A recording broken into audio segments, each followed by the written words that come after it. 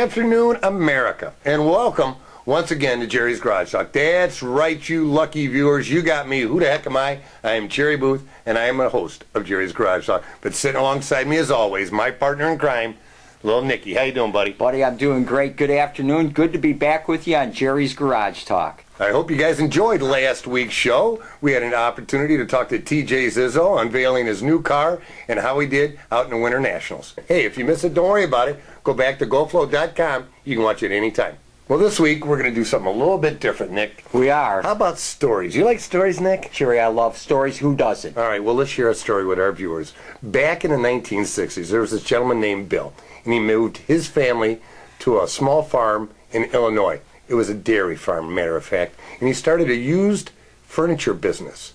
Well, this gentleman, Bill, had two sons named Greg and Bill. Both these boys loved to tinker with cars. The brothers started buying, fixing, and selling antique automobiles. Their first big score was a 1939 Chrysler Roadster. They purchased that car for a mere $300, Jerry. Wow. Okay. $300. They were able to sell that car for $25,000. 25 grand. $25,000. Wow.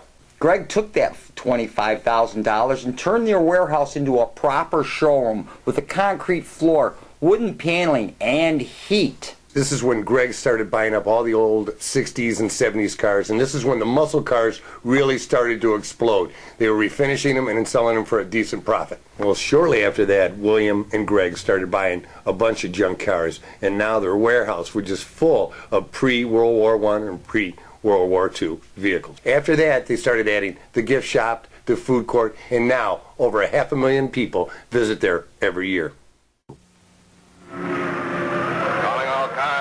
Be on the lookout for dangerous dirt, drippy rain, and torchy sun. They're car killers. Now listen, you guys. Dangerous Dirt's gonna handle the dirty work on this job, see? Yeah. Okay, Jocko. Just because my name is Drippy Rain, that doesn't mean I'm all wet. Take it easy, boys. Torchy sun'll make it plenty hot for 'em. Wait, Jocko. Look up in the sky. It's a bird. It's a plane. No, it's a turtle. A turtle? Yeah, super turtle.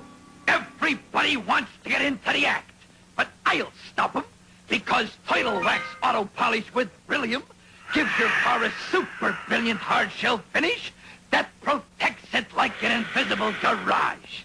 A full year's supply, only $2. Turtle Wax gives a hard shell finish. Turtle Wax! And welcome back to Jerry's Garage Talk right here on GoFlow.com. When we were at the Volo Auto Museum, we had an opportunity to talk to the third generation, Jay Grams. He's president and marketing of Volo Auto Museum. We had a few questions for Jay, and this is how it went.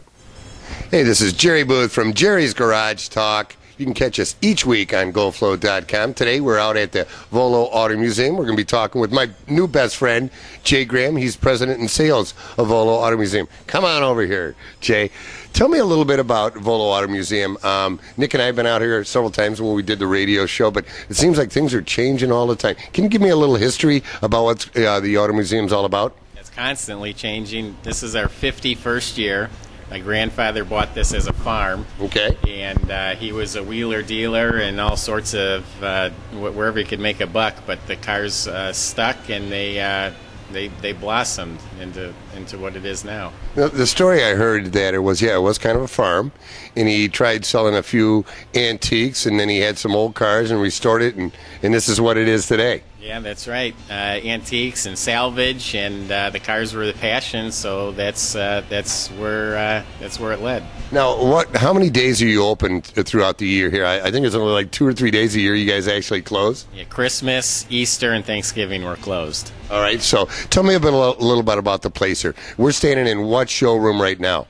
This is showroom 1. We have a total of 5 showrooms filled with cars, and then we have the antique malls and shops and military museum, and we've expanded the outdoors for the car shows this summer too. All right. Tell me about some of the Hollywood cars that we have here. I mean, that's kind of the big thing. I mean, every time I come here, that's one of the first things I want to do is go check out some of the Hollywood cars. And tell me a little bit about how that kind of came about. Well, we are a museum. We charge admission, and I think it started with the Batmobile, and we realized how people love to see it. You can go to cruise nights and car shows and see Camaros and Chevelles, but where are you going to go see the Batmobile and Scooby-Doo van and the Ep.2 from Ghostbusters? That is cool. Actually, Nikki and I had an opportunity to sit in the Batmobile. It was on a trailer. Remember that, Nikki? Yeah, I'm still a little upset that I had to be Robin, but, it's okay. I got to sit in the car, and it was fantastic.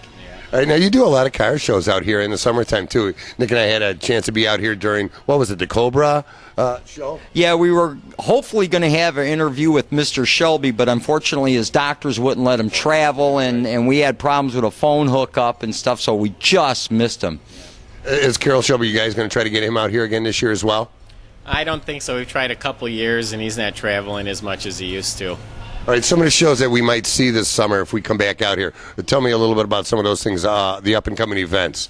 Actually, every single Sunday we're going to have a cruise-in in the park, we're calling it. And we have a band playing every Sunday, a beer garden, which is new this year. And each Sunday will feature a different type of car, different maker model. All right, now you're talking my language. All right, you guys got a beer garden out here. That's not a bad idea.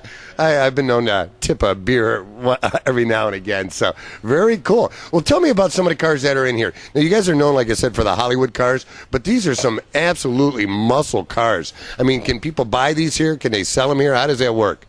Yeah, we sold over 1,000 cars last year. In this market, the prices have dipped down low enough where it makes it affordable, and the people that have money are jumping in and buying, so we're selling a lot of cars, so we need cars too. Now, because of the internet, you guys are actually known worldwide. You actually sell cars overseas. I mean, folks are buying these cars sight unseen, other than the pictures on your website. Is that not correct? Yeah, just about weekly something goes overseas. There's not too many countries we have not sold a car to. How many cars do you have here probably right now in here for sale? Not just the showroom, but I know you said you had like 4 or 5. How many cars do you actually have here on the premises? Close to 300. Wow. Yeah. And does that change constantly? Yeah, selling over 1,000 a year. It's changing daily, hourly. Now, I know with the movie cars, everything is for sale, right? As far as your automobiles, even the movie cars, there's a price tag on those. There's no price tags on them, but everything is for sale. If there's a few like the Batmobile we really don't want to sell, but if someone offered enough. All right. Have you purchased yourself personally? Have you seen a lot of cars come in here? Is there one car here that you had to keep yourself personally? I'm a big fan of the cars from the 50s, but I'm fortunate I get to try all the different varieties and flavors. So we do have our own collection of cars, a few muscle cars. A few foreign sports cars that we've added recently to the collection. Favorite car of all time that you've had an opportunity to drive? That some of the cars that came here, I'm putting you on the spot. If you could only have one more car to drive, what would that probably be? Yeah, I'm really attracted to the 50s cars. They're gorgeous, but I had the most fun driving the Batmobile on Halloween. Oh, did you lucky son of a gun. Did you dress up as Batman? No, I didn't. Batgirl? No, all right, and not Robin either. I called you, but you weren't around. I would have went with you. Yeah. The little kids dressed as Batman.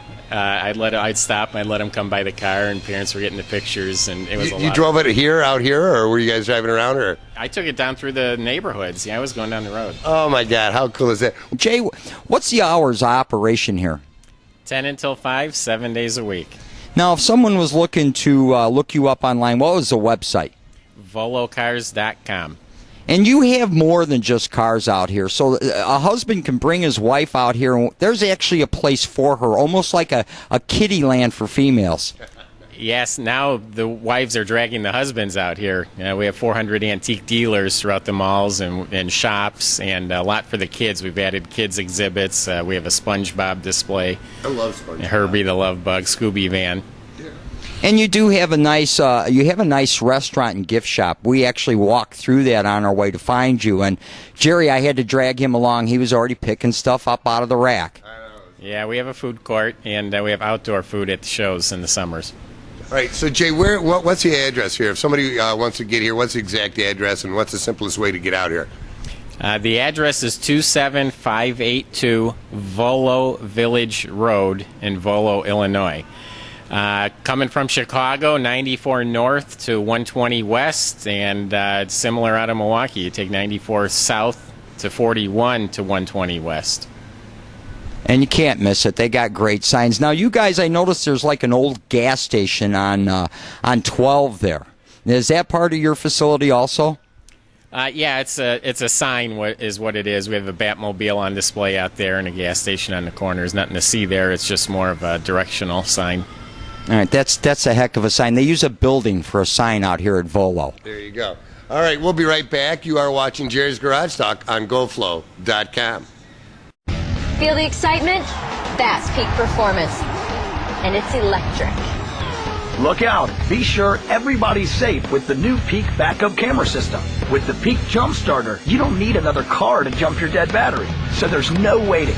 And the fun never stops with the Peak Power Inverter. It instantly converts your car's battery power to household power. Great as a mobile office or for tailgating. Inside, outside, all around your car. When you peak, you win.